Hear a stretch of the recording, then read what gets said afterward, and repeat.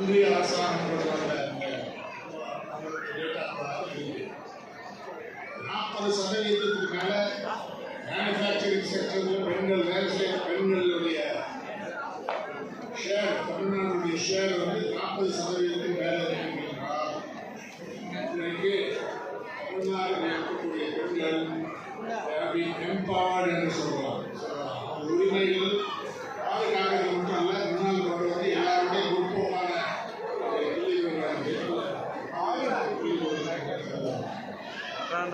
வளர்ச்சி இருந்தால் மட்டும் போராது. வெல்ஃபேர் ஸ்கீம்ஸ் ரொம்ப முக்கியம். அதாவது இருக்கக்கூடிய ஒரு முக்கியமான கொள்கை அம்சம் முற்போக்கான சக்திகள், இடதுசாரி சக்திகள்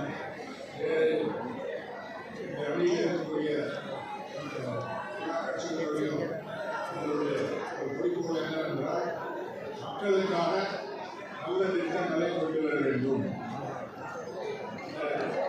புது லிஸ்ட் கொடுக்க தேவையில்லை.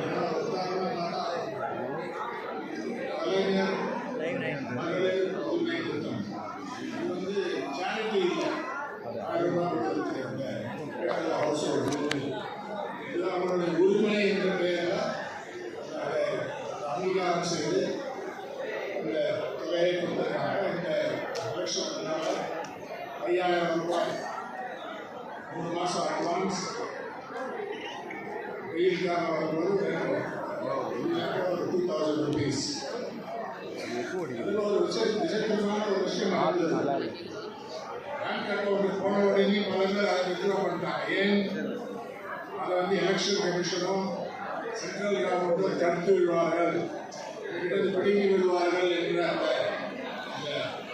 எதிர்பார்ப்பினால, அந்த அச்சத்தினால அதை முதலமைச்சர் சொல்லியிருக்காங்க. அந்த விஷயம் புதுமை பெண் திட்டம், தமிழ் முதல்வன் scheme, old age social security pensions expansion, special relief cash packages,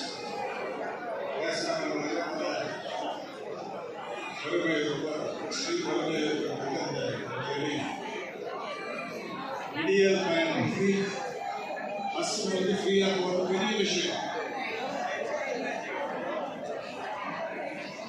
higher education scheme, self help credit expansion, வேலை செய்யக்கூடிய பெண்களுக்கு ஹாஸ்டல் வசதிகள் கொடுக்கிறது, காலை உணவு திட்டம் முக்கியமானது. ஏன்னா நம்ம பெண்கள் வந்து வேலைக்கு போயிடுவாங்க, ஒரு நேரம் ஸ்கூலுக்கு போகும்போது சாப்பிடாத போவாங்க, அதனால கான்சன்ட்ரேட் பண்ண முடியல.